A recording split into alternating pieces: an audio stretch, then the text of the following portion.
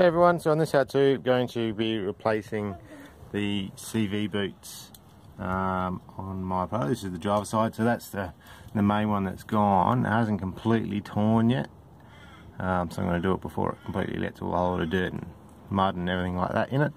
So I do that one. I'm also just going to do the, so that's the inner one that's actually cracked, so I'll do the outer one as well. So what I'm going to do is obviously jack your car up, get all that sorted. What you need to do is take the wheel off. You need to get your hub socket, or the CV socket, out. Now that's a big one. It's a 35mm from memory. Yeah, 35mm socket. So that's what you use to get that off.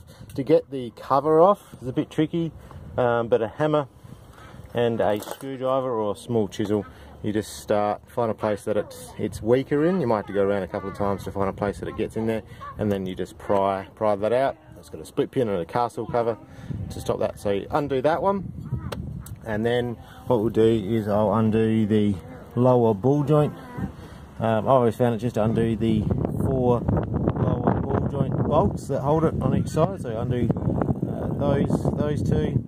You can undo the big one if you want, but I always found it's just easier to do those ones.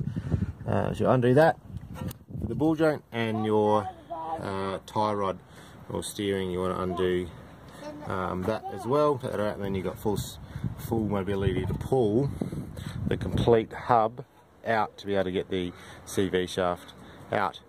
Now you can, if you want, if you're changing oil, take the whole cup or the whole CV shaft out of the diff. I won't be doing that. I'm just going to cut the strap for the boot and then pull the actual tuning joint out, leaving the cut in the diff, so I don't have to change oil and stuff like that. And I'll push the new. So tools, what are you going to need? Obviously you're going to need new boots. Now the inner and outer ones are different, or my car they are.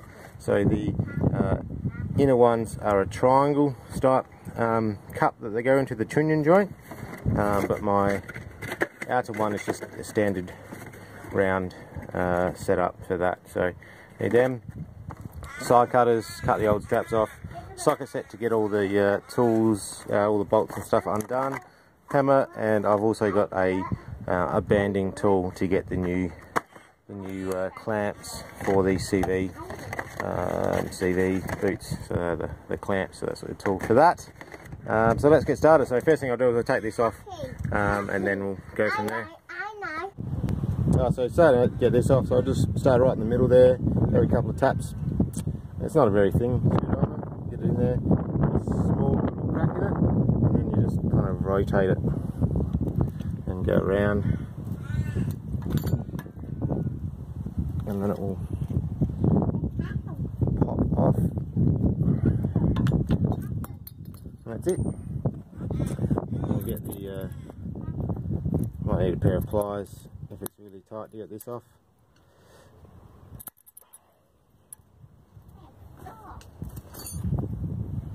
So it's easy with the pliers to pull it off. Cool. That's that. No. Now I'm going to use, because now this is off the ground, I'm going to use my impact driver. But if you haven't got an impact driver, what you can do is put a couple of nuts back on, and then get a bit of steel rod or something like that, and go between 2 nuts, kind of like that, and that will go to the ground, and that will stop it turning. Also put it in 4 drive, put it in 4th gear, put it in 4 drive, and that would also help to lock it up to be able to get that off. So impact driver.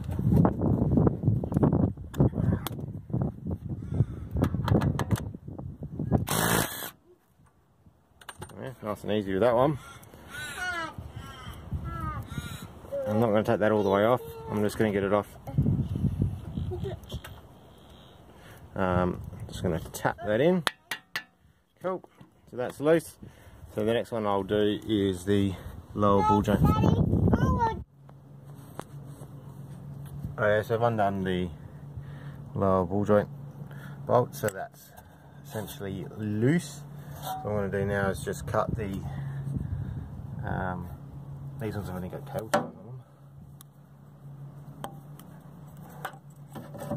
Like a reach.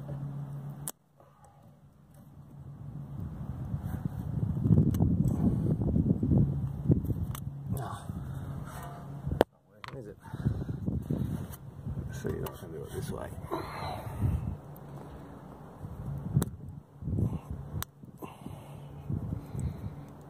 Get there eventually.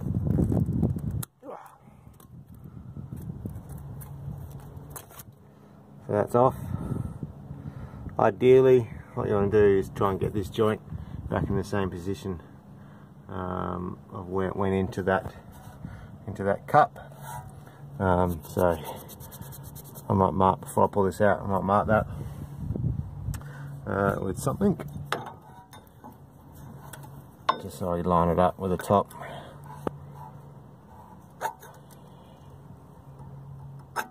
Yeah, that's good. Right, so what we're going to do now is I'm going to push. I need two hands, so I'm going to push that back through, and then you're going to lift this up. So now this is sitting off of the ball joint, and then you'll start to see this coming. So there is a seal in there which you need to be careful with, and stuff like that. So what you want to do is pull this out as far as it will go, get this CV shaft here out, and then you'll just pull the actual whole shaft out like that. So I'll do that now. Alright, so now we've got the clip off. I should just be able to pull the shaft, so the joint off without trying to get grease everywhere. There you go. That's out. Just trying to remember what side that went on, and then you can just pull the boot off. So that's that one done, and then you can do the same for the other joint. You can pull that one off. I'm going to leave that on. I'm just going to clean it up first, and then take that one. So that one just slides off that way. I'm going to clean it all up, and then I'll put this one on first, new grease.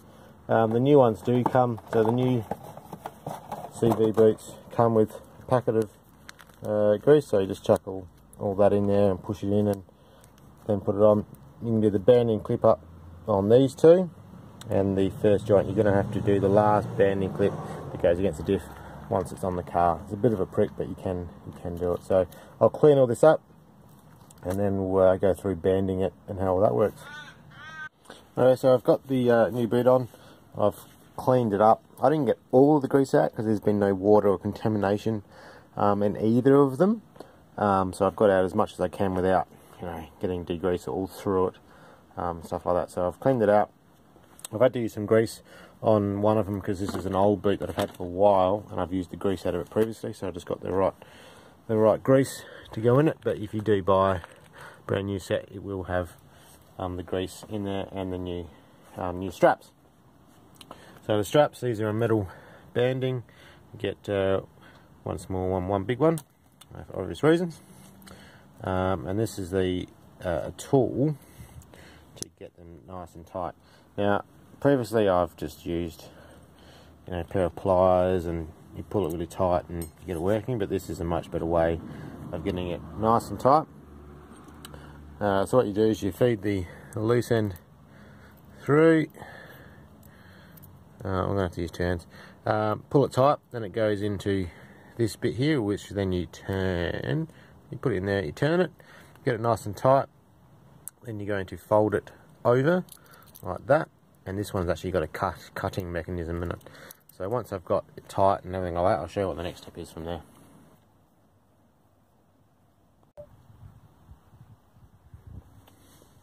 So what you do is just get it nice and tight. You don't have to be stupid, but you just want it tight on it. I'm going to hold it there. It's like a little guillotine, so I'm going to use that to hold it. Release a little bit of pressure as you turn, otherwise you end up tearing up the there, and then I'm going to cut it.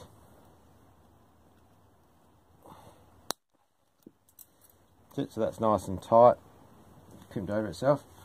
just a hammer, ball peen hammer.